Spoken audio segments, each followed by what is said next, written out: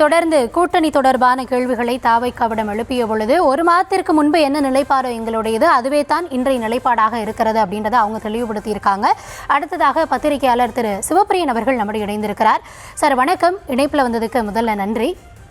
வணக்கம் சார், தாவேகா கூட்டணிக்கு நகர்வாங்க, அதிமுக பாஜக கூட்டணிக்குள்ளே இடம்பெறுவாங்க, அதற்கான வேலைகள் நடக்குது, திரைமறைவில் பேசுகிறாங்க, தொடர்ந்து பல விஷயங்கள் பொதுவெளியில் தகவலாகவே உள்ளா வந்தது. தற்பொழுது தாவேகா தரப்புல இருந்து அந்த மாதிரி எதுவுமே இல்லை அப்படின்றத சொல்லியிருக்காங்க. தாவேகாவினுடைய இந்த நிலைப்பாட்டு வரக்கூடிய தேர்தல் களத்தில் அவங்களுக்கான ஓட் ஷேரிங் எவ்வளோ இருக்குது அப்படின்றத தெளிவுபடுத்துமா, இல்லை இந்த முடிவு வந்து களத்தில் யாருக்கு சாதக பாதகமாக அமையும்?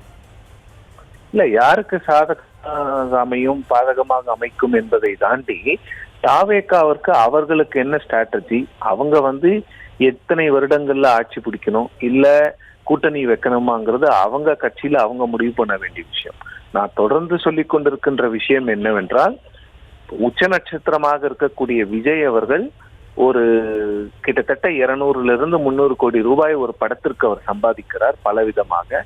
அதையெல்லாம் விட்டுவிட்டு அவர் அரசியலுக்கு வரும் பொழுது இன்னொரு கட்சியோடவோ இல்ல இன்னொரு கட்சிக்கு அடியில் ஒரு துணை முதல்வராகவோ இல்ல இன்னொரு கட்சியில அவருடைய அங்கமாகலாம் அவர் இருக்கிறதுக்கு விரும்ப மாட்டார். அவருடைய கட்சியை ஆரம்பிக்கிறதுனாலதான் அவர் வந்து ஒரு கெரியரை விட்டுட்டு வந்து அந்த கட்சி ஆட்சிக்கு வரும்பொழுது அவர் முதலமைச்சர் ஆவதை தான் விஜய் போன்ற உச்ச நட்சத்திரங்கள் விரும்புவார்கள். அதை தான் எம்ஜிஆர் செய்தார், அதை தான் என்.டி. ராமராவ் ஆந்திராவில் செய்தார், அதை தான் விஜயகாந்த் செய்ய முற்பட்டார். ஆனால் கூட்டணிக்கு சென்றதால் அவருடைய கட்சி வந்து கொஞ்சம் கொஞ்சமா டிக்ளைன் ஆச்சு. இதுதான் கடந்த கால வரலாறு. ஸோ அதை வைத்து பார்க்கும் பொழுது விஜய் அவர்கள் நிச்சயமாக 2026 முதல் தேர்தலை பொறுத்தவரையில் தன்னுடைய செல்வாக்கு என்ன, தன்னுடைய தனிப்பட்ட செல்வாக்கு, இண்டிவிஜுவல் கெப்பாசிட்டி என்னங்கிறத முதல்ல செக் பண்றதுக்கு தான் அவர் வந்து முற்படுவார். அதுதான் அவருக்கு கரெக்டான ஸ்ட்ராட்டஜியா இருக்கும். ஏன்னா அடிப்படை அரசியல் மாற்றம் அப்படின்றத சொல்லிட்ட பிறகு, திமுகவினுடைய பிரதான எதிர்ப்பு சக்தியாக நாங்கள் இருப்போம் என்று சொல்லிய பிறகு, மக்கள் விரும்பும் முதல்வர் வேட்பாளர் விஜய் என்று சொல்லிய பிறகு, தாவேகா வந்து அதிமுகவோடு கூட்டணிக்கோ இல்ல பாஜகவோடு கூட்டணிக்கோ இல்ல யாரோட இப்போது இருக்கின்ற ஒரு திராவிட கட்சியோடவோ இல்ல ஒரு எஸ்டாப்ளிஷ்ட் பொலிட்டிக்கல் பார்ட்டியோட அவங்க வந்து அலையன்ஸுக்கு போனா மக்கள் அதை ஏற்றுக்கொள்ள மாட்டார்கள்.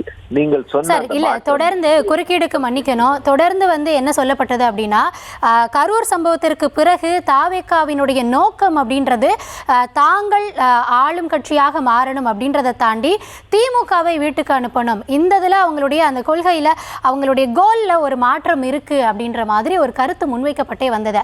தற்பொழுது அந்த மாதிரிலாம் எதுவும் இல்லை அப்படின்றத இல்ல கருத்தெல்லாம் முன்வைத்து கொண்டிருந்தவர்கள் பத்திரிகையாளர்களும்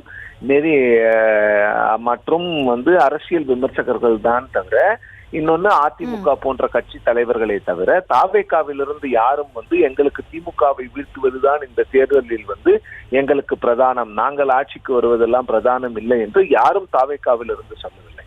இதெல்லாம் ஸ்பெகுலேஷனா தான் இருந்தது. இன்னைக்கு அந்த ஸ்பெகுலேஷனுக்கெல்லாம் தாவேகா வந்து ரொம்ப வெளிப்படையா ஒரு விஷயத்த சொல்லியிருக்கிறாங்க. கரூருக்கு முன் கரூருக்கு பின் அப்படிங்கிறது வந்து மற்ற கட்சிகளுக்கு தான் பொருந்துமே தவிர தாவேகாவுக்கு பொருந்துற மாதிரி எனக்கு தெரியல. ஏன்னா அவங்க கிட்டத்தட்ட ஒரு மாசம் அமைதியாக இருந்து விட்டு அதன் பிறகு தங்களுடைய வேலைகளை இப்ப ஆரம்பிக்கிறாங்க. இன்னொன்னு பாத்தீங்கன்னா, இந்த சம்பவத்திற்கு பிறகு கூட தாவேகாவை குற்றம் சொல்பவர்கள் வந்து கவர்மெண்ட்டை பிளேம் பண்றவங்க தான் அதிகமாக இருக்கிறாங்களே தவிர தாவேகாவை பிளேம் பண்றவங்க வந்து அதை விட கொஞ்சம் கம்மியா தான் இருக்கிறாங்க. தாவேகாவை ஒரு 40% பிளேம் பண்ணாங்கன்னா கவர்மெண்ட் 50% பிளேம் பண்றாங்க. ஸோ அங்கதான் அந்த வித்தியாசத்தை நாம புரிஞ்சுக்கணும். இன்னொன்னு, தாவேகா வந்து அவர்கள் வந்து தனித்து நிற்க வேண்டிய கட்டாயம் அவர்களுக்கு இருக்குதுங்கிறத அவர்கள் இன்னும் புரிஞ்சுக்கிறாங்கன்றதுதான் என்னுடைய ஸ்டேட்மெண்ட் வந்து இன்னைக்கு சிடிஆர் நிர்மல்குமார் ஸ்டேட்மெண்ட் வந்து ரொம்ப தெளிவா சொல்லுது. அதாவது கரூருக்கு முன்னால் என்ன சிச்சுவேஷனோ அதே தான் இன்னைக்கு அப்படின்னு அவங்க சொல்லும்போது, கடைசியாக நாமக்கல்லில் நடைபெற்ற கூட்டத்தில் கூட அதிமுக பாஜக கூட்டணியை விமர்சித்து தான் விஜய் அவர்கள் பேசினார். ஸோ அப்ப என்னன்னா, அதிமுக வந்து பாஜகவோட கூட்டணி வைக்கும் வரை அல்லது விஜயை முதல்வராக ஏற்றுக்கொள்ளும் வரை எங்களுக்கு வந்து எந்த ஒரு நிலைப்பாடும் இல்லைன்னு சொல்ற மாதிரிதான் இருக்கு. அப்போ என்னன்னா, இன்னைக்கு சொல்ற அதே இடத்துல தாவேகா 4 மாதங்கள் 5 மாதங்கள் கழித்து நின்றார்கள் என்றால் தமிழ்நாட்டில் 4 முனை போட்டியாக தான் 2026ஆம் ஆண்டு தேர்தல் இருக்கும். இதுதான் நான் புரிஞ்சுக்கிறது. ஏன்னா அவங்களோட ஸ்டாண்ட்ல பெரிய மாற்றம் இருக்காது என்பதுதான் என்னுடைய கருத்தாகவும் இருந்து வந்தது.